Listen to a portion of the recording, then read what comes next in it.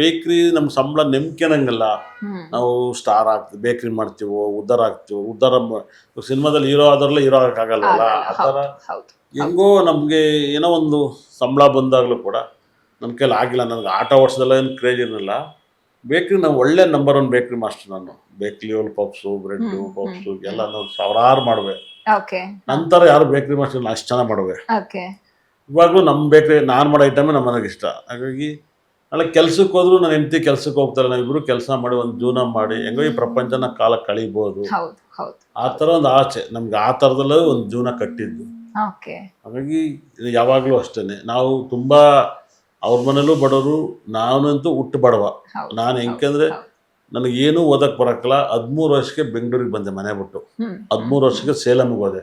13 ವರ್ಷಕ್ಕೆ ಸೇಲಮಲ್ಲಿ ನಂಗೆ ಭಾಷೆ ಬರಲ್ಲ, ಓದಕ್ಕೆ ಬರಲ್ಲ, ಯಾರ ಮನೆ ಅಂತ ಗೊತ್ತಿಲ್ಲ. ಅವ್ರ ಮನೆ ನೆಮ್ಕೆಂದು ಬೇಕ್ರಿ ಕೆಲಸ. ಹೌದು, ಬೇಕ್ರಿ ಕೆಲಸ. ಹಾಗಾಗಿ ಬೇಕ್ರಿ ಕೆಲಸನೇ ಮಾಡಿದೆ. ಎಷ್ಟು ಗುರುಜಿ ನಿಮ್ಮ ಮೊದಲ ಸಂಬಳ ನಿಮ್ಮ ಕೈಯಲ್ಲಿ? ನನಗೆ 5 ವರ್ಷ ಸಂಬಳ ಇಲ್ಲ. 5 ವರ್ಷ ಸಂಬಳ ಇಲ್ಲ.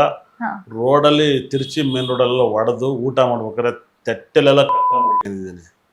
ನಾನು ಹೊಡೆದು ಓಡಿಸಿದ್ರು. 5 ವರ್ಷ ಸಂಬಳದೆಲ್ಲ ಕೆಲಸ ಮಾಡಿದ್ವಿ. ಇದು ನನ್ನ ಹಣೆಗಳು ನಿಜ. ನನಗೆ ಈಗಲೂ ಆ ನೋವಿದೆ. 5 ವರ್ಷ ತಟ್ಟೆ, ಅವ್ರ ಬಟ್ಟೆ, ಅಂಡರ್ವೇರು, ಜಾಕೆಟು, ತೊಳೆಗ ಹುಡ್ಲಿಗೆಲ್ಲ ಸುಮ್ಮನೆ ಉಣ್ಕೊಂಡು ತಿನ್ಕೊಂಡು 5 ವರ್ಷ ಕಳೆದೆ ಸೇಲಮಲ್ಲಿ. ಅದಾದಮೇಲೆ ನನಗೆ ಸಂಬಳ ಅಂತ ಬಂದಿದ್ದು ಜಯಲಕ್ಷ್ಮಿ ಬೇಕ್ರಿ, ಸುಬ್ಬಯ್ಯ ಸರ್ಕಲ್ ಜಯಲಕ್ಷ್ಮಿ ಬೇಕ್ರಿ. ಆ ಓನರ್ ದೇವರು ಶ್ರೀಧರ್ ಅಂತ. ನನಗೊಂದು 10 ವರ್ಷ 11 ವರ್ಷ ಕೆಲಸ ಮಾಡಿದೆ ನಾನು ಬೇಕ್ರಿ ಕೆಲಸ. ನಾನು ಮಾಸ್ಟರ್ ಆದೆ. ಮಗನ ಥರ ಸಾಕಿದ್ರು, ಭಾಳ ವಿಶೇಷ. ನಂಗೆ ಫಸ್ಟ್ ಸಂಬಳ ಡೈಲಿ 10 ರೂಪಾಯಿ. ಡೈಲಿ 10 ರೂಪಾಯಿ, 300 ರೂಪಾಯಿ ಸಂಬಳ ತಿಂಗಳಿಗೆ. ಇದು ನನ್ನ ಲೈಫಲ್ಲಿ ನಡೆದಿರೋ ಘಟನೆ. 300 ರೂಪಾಯಿಂದ ಹಿಡಿದು ನನಗೊಂದು 3000 ರೂಪಾಯಿವರೆಗೂ ತಗೊಂಡೇನಪ್ಪ. 2003ರಲ್ಲಿ ನನ್ನ ಮದುವೆ ಆಗಿದ್ದು. 2003ರಲ್ಲಿ ನಾನು ಬಿಟ್ಟೆ.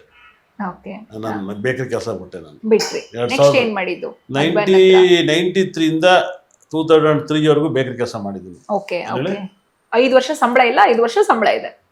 93ಇಂದ 2003 ತನಕ. ಅಲ್ಲಿ ಎಷ್ಟು ವರ್ಷ ಆಯ್ತು? ಅದೇ 10 ವರ್ಷ. ಆಜು ಬಾಜು ಅಷ್ಟಾಗಿದೆ. ಇಷ್ಟಾದ್ಮೇಲೆ ಆಮೇಲೆ 2003ರಿಂದ 2009ವರೆಗೂ ಮತ್ತೆ ಬೇಕ್ರಿ ಆಟೋ ಓಡಿಸ್ದೆ. 2009ರಿಂದ 10-11ವರೆಗೂ ಬೇಕ್ರಿ ನಂದೇ ಓನ್ ಬೇಕ್ರಿ. ತುಂಬ ಚೆನ್ನಾಗಿ ವ್ಯಾಪಾರ ಆಗೋದು. ರೋಸ್ ಗಾರ್ಡನ್, ನೀಲ್ ಚಂದ್ರ ಚರ್ಚ್ ಎದುರುಗಡೆ, ವಿವೇಕನಗರ ಚರ್ಚ್ ಎದುರುಗಡೆ ಮಾಡಿದ್ದೆ. ಅಲ್ಲಿಂದ 2010-11 ಆ ಬೇಕ್ರಿಗೂ ಮುಹೂರ್ತ ಇಟ್ಟಿದ್ದೆಲ್ಲ ಇವರೇ. ಪೂಜಾರಿ ಬಂದು ಪೂಜೆ ಮಾಡ್ಕೊಂಡು ಹೋದ್ರಷ್ಟೇ. ನಾವು ಓಪನ್ ಮಾಡ್ಕೊಂಡಿದ್ದು ಇವ್ರ ಟೈಮಲ್ಲೇ ಎಲ್ಲ ಇವ್ರದ್ದೇ. ಅಲ್ಲಿಂದನೇ ಸ್ಟಾರ್ಟ್ ಆಗಿದ್ದು ವ್ಯಾಪಾರ ಆಗೋದು. ಆಮೇಲೆ 2002ನೇ ತಿಂಗಳು 18ನೇ ತಾರೀಕು 2011ರಲ್ಲಿ ನನ್ನ ಸುವರ್ಣ ನ್ಯೂಸ್ ಚಾನಲಲ್ಲಿ ನನ್ನ ಪ್ರವೀಣ್ ಅಂತ ವ್ಯಕ್ತಿ ಕ್ರಿಕೆಟ್ ಮ್ಯಾಚಿಗೆ ಪೆಡಿಷನಿಗೆ ಕರೀತಾರೆ. ನಾನು ಹೇಳ್ತಾ ಇದ್ನಲ್ಲ, ಅದು ಯಾವಾಗಲೂ ಒಂದು 15 ಮುಂಚೆ ಹೇಳಿರ್ತಾರೆ. ಒಂದು ತಿಂಗಳು ಮುಂಚೆ ನಾನು ಕರಿಯಲ್ಲ. ಎಲ್ಲ ದೊಡ್ಡ ದೊಡ್ಡ ವೇಪಿಗಳು ಕರೀತಾರೆ. ಅವಾಗೆಲ್ಲ ಯಾವ್ದು ಟಿವಿ ಬದಲು ಫಸ್ಟ್ ಟಿವಿ ಅಲ್ವಾ. ಫಸ್ಟ್ ಹೋಗ್ತೀನಿ. ಮೇಕಪ್ ಅಂದ್ರೇ ಗೊತ್ತಿಲ್ಲ. ಬೇಕ್ರಿಲಿ ಯಾವಾಗಲೂ ಇರೋರಲ್ಲ. ಇದೇ ಥರ jeans pant, T shirt, shoe ಹಾಕಿದ್ರೆ ಬೇಕ್ರಿಲಿರುವೆ. ಅವ್ರು ಹೇಳಿದ್ರು, ಸರ್ ನೀವು ಸ್ವಾಮೀಜಿ ಥರ ಬರ್ರಿ, ಜೀನ್ಸ್ ಪ್ಯಾಂಟ್ ಎಲ್ಲ ಬರಬೇಡಿ. ನಂಗೆ ಜೀನ್ಸ್ ಪ್ಯಾಂಟ್ ಎಲ್ಲ ಭಾಳ ಇಷ್ಟ. ಕೊನೆಗೆ ಅಯ್ಯಪ್ಪ ಸ್ವಾಮಿ ಬಟ್ಟೆ ಹಾಕ್ಯಂದು, ಅಯ್ಯಪ್ಪ ಸ್ವಾಮಿ ಬಟ್ಟೆ, ಸ್ವಾಮೀಜಿ ಬಟ್ಟೆ ಇಲ್ಲ ನಮ್ಮ ಹತ್ರ. ವರ್ಷಕ್ಕೊಂದ್ಸರಿ ಮಾಲೆ ಹಾಕ್ತಿವಲ್ಲ, ಬಂದು ಒಗ್ಗಬಿಟ್ಟು ಮತ್ತೆ ಬೀರಲ್ಲಿ ಇಟ್ಬಿಡ್ತೀವಿ. ಆ ಅಯ್ಯಪ್ಪ ಸ್ವಾಮಿ ಪಂಚೆ, ಅಯ್ಯಪ್ಪ ಸ್ವಾಮಿ ಶರ್ಟ್ ಹಾಕ್ಯಂದು, ಅಯ್ಯಪ್ಪ ಸ್ವಾಮಿ ರುದ್ರಾಕ್ಷಿ ಹಾಕ್ಯಂದು ನಾನು ಗುರುಜಿ ಅಂತ ಕುತ್ಕೊಂಡೆ ಟಿವಿಲಿ. ನಾನು ಅವಾಗ ಯಾವತ್ತಾವ್ದು ಮ್ಯಾಚ್ ಇದೆ ಅಂತ ನಂಗೆ ಗೊತ್ತಿಲ್ಲ. ಅದೊಂದು ಪೇಪರು ವಿಜಯ ಕರ್ನಾಟಕದಲ್ಲ ಪ್ರಜಾವಾಣಿಲಿ ಇತ್ತು. ಒಂದು ಲೀಸ್ಟ್ ಇಷ್ಟುದ ಇತ್ತು. ಅದು ಕಟ್ ಮಾಡ್ಕೊಯ್ದೆ. ಫೈನಲ್ ಯಾವತ್ತಿದೆ, ಎಷ್ಟು ಮ್ಯಾಚ್ ಇದೆ ಅಂತ. ಮ್ಯಾಚ್ ಬೇರೆಲ್ಲ ಇಷ್ಟು ಭಗವದ್ಗೀತೆ ತಂದು ಇಟ್ಕೊಂಡು ಕೂತಿದ್ರು ಪಂಚಾಂಗಗಳನ್ನ. ತಿರುಗಿಸಿದ್ರು ಓದಕ್ ಬರಕ್ಲ, ನೋಡಿದ್ರು ಓದಕ್ ಬರಲ್ಲ. ಇದನ್ನೇ ಒಂದು ಅಡ್ಡೇಟಿಗೆ ಗುಡ್ಡೇಟಿಗೆ ಓದ್ಬೇಕು ನಾನು. ಮಂಗಳವಾರ ಮಾನತರ ಈ ತರ ಒಂದು ಲಾಜಿಕ್, ಭಾನುವಾರ ಇದೆಲ್ಲ ಒಂದೊಂದು ಲೆಟರ್ ಇದೆ. ಈ ವಾರ ಫಸ್ಟ್ ಸೀಸನ್ ಅಲ್ಲ, ಫಸ್ಟ್ ಸೀಸನ್ ವರ್ಲ್ಡ್ ಕಪ್ 2011. ಆಮೇಲೆ ನನ್ನ ಕೊನೆಗೆ ಟಿವಿಗೆ ಇವತ್ತು ಹೋಗ್ಬೇಕು, ಇವತ್ತು ಕರೆದಿಲ್ಲ. ಅಯ್ಯೋ ನಾನು ಎಲ್ಲರಿಗೂ ಹೇಳ್ಕೊಂಡ್ಬಿಟ್ಟಿದ್ದೀನಿ. ನನ್ನ ಮಾನ ಹೋಗುತ್ತೆ. ಕರೀತೆ ಹೇಳ್ತೀನಿ ಕೊನೆಗೆ 6 ಗಂಟೆಗೆ ಲೈವ್ 4:04ವರೆಗೆ ಫೋನ್ ಮಾಡ್ತಾರೆ ಪ್ರವೀಣ್. ಬೇಡ ರೀ, ಅವರೆಲ್ಲ ಕೈ ಕೊಟ್ಬಿಟ್ಟವ್ರೆ ದೊಡ್ಡ ದೊಡ್ಡವ್ರು, ನಂಗೆ ಆಗ್ಬೇಕು ಅಂತ. ನನ್ನ ಹೆಂಡತಿ ಊರಿಗೆ ಹೋಗಿ ನಾನು ಟಿವಿಗೆ ಹೋಗ್ತೀನಿ ಅಂತ ಹೇಳಿದ್ದೆ. ಹೋದೆ. ಹೋಗಿ ಮೇಕಪ್ ಹಾಕಿ ಕೂತ್ಕೊಂಡ್ರೆ ನಾನು ಹೊಸಬಲ್ವಾ. ಹಾ ಆಮೇಲೆ ಎಲ್ಲರೂ ಕೇಳ್ಕೊಂಬಂದು ನನ್ನ ಲಾಸ್ಟಿಗೆ ನನ್ನ ಎಲ್ಲಿ ಒಂಚೂರು ತೋರಿಸ್ಬಿಟ್ಟು ಕಳಿಸ್ತಾರೆ ಟಿ ವಿಲಿ ಸಾಕು ಅನ್ನಂಗೆ ಆಗಿತ್ತು ನನಗೆ. ಟಿ ವಿಲಿ ತೋರಿಸಿ ಏನು ಹೇಳಕ್ ಬೇಡ ಕೇಳಕ್ ಬೇಡ ತೋರ್ಸ್ಬಿಡಿ ಒಂದ್ಸರಿ ಸಾಕು. ಬಂದ್ಬಿಟ್ಟಿದ್ದೀನಿ ಅನ್ನೋ ಥರ. ತುಂಬ ಸರಿ ಕ್ರಿಕೆಟ್ ಬೌಂಡ್ರಿ ಲೈನ್ ಸುವರ್ಣ ನ್ಯೂಸಲ್ಲಿ ಮಾಡೋರು. ನಾನು ಫೋನ್ ಮಾಡಿದಾಗ ಲೈನ್ ಟಕ್ಕನ್ ಸಿಕ್ಬಿಡೋದು. ಇಂಥರ ಕೇಳ್ತಾರೆ ಆಟ ಓಡಿಸ್ಕೆ ಇಟ್ಬಿಡುವೆ.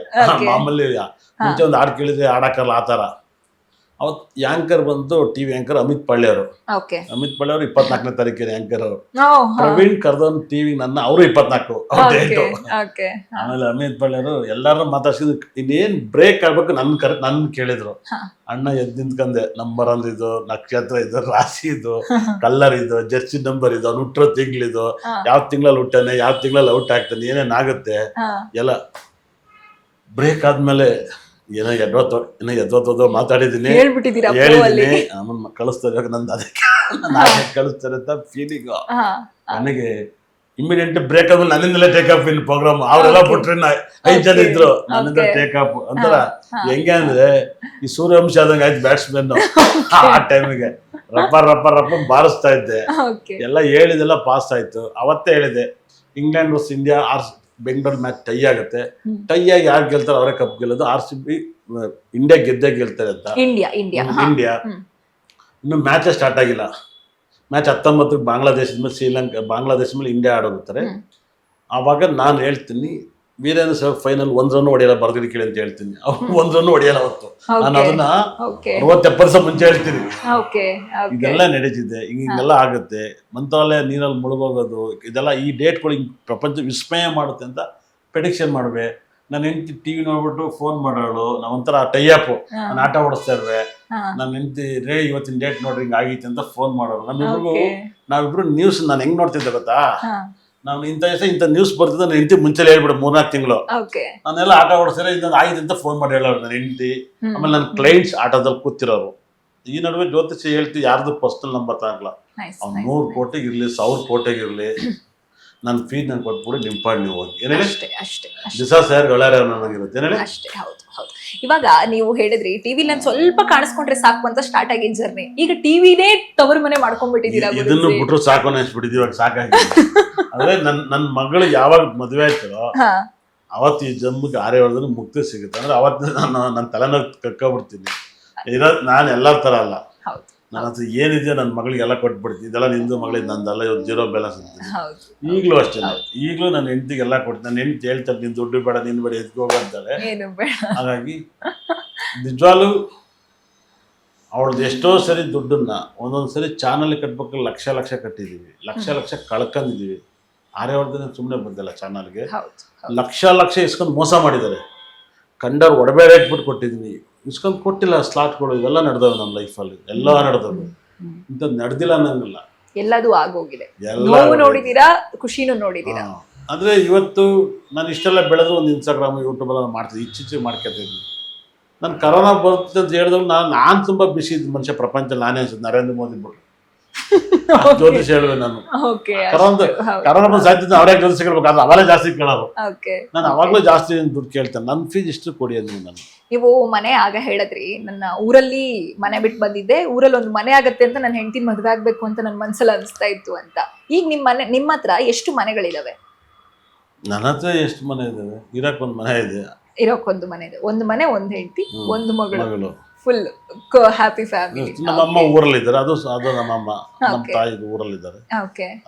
ಓಕೆ, ಖುಷಿ ಆಯ್ತು ನಿಮ್ ಜೊತೆ ಮಾತಾಡಿ. ಲಾಸ್ಟ್ ಒಂದು ಕ್ವೆಶನ್. ತುಂಬಾ ನೋವು ಆಗು ಹೋಗುಗಳು ಎಲ್ಲದನ್ನು ನೋಡ್ಕೊಂಡು ಬಂದಿರೋ ಫ್ಯಾಮಿಲಿ, ನೋಡ್ಕೊಂಡ್ ಬಂದಿರೋ ಲೈಫ್ ನಿಮ್ದು. ಹಾಗಾಗಿ ಕೇಳ್ತಾ ಇದೀನಿ, ಹಿಂದೆ ತಿರ್ಗಿ ಒಂದ್ಸಲ ನೋಡಿದ್ರೆ ಏನ್ ಅನ್ಸುತ್ತೆ ಗುರುಜಿ? ಇವತ್ತಿನ ನಿಮ್ಮ ಸಿಚುವೇಶನ್ಗೆ, ನೀವಿರುವ ಸ್ಥಿತಿಗತಿಗೆ, ಹಿಂದೆ ನೀವಿದ್ದಂತ ಸ್ಥಿತಿಗತಿ, ಒಂದು ಸಲ ಹಿಂದಿನ ನಿಮ್ಮ ಜೀವನವನ್ನ ತಿರುಗಿ ನೋಡಿದ್ರೆ. ನನ್ನ ಲೈಫಲ್ಲಿ ಎರಡೆರಡು ಇದು ಮರೆಯಕ್ಕಾಗದ ವಿಷಯ. ಒಂದು, ನಾನು ಓದಬೇಕಾಗಿತ್ತು.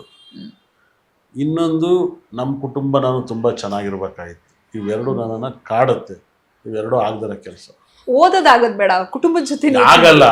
ಆ ಕುಟುಂಬ, ನಿಮ್ಮ ಅಪ್ಪ ಅಮ್ಮ, ಅದು ನಮ್ಮ ಫ್ಯಾಮಿಲಿ ಎಲ್ಲಾದ್ರೂ ಆಗದಿರೋದು. ಯಾಕಂದ್ರೆ ನನ್ನ ಕೈಲಿ ಇರೋಕ್ಕಾಗಲ್ಲ. ನೀವು ನನ್ನ ವಿಡಿಯೋ ಕರೆದ್ರಿ, ಎಷ್ಟೊತ್ತಿಗೆ ಬಂದೆ?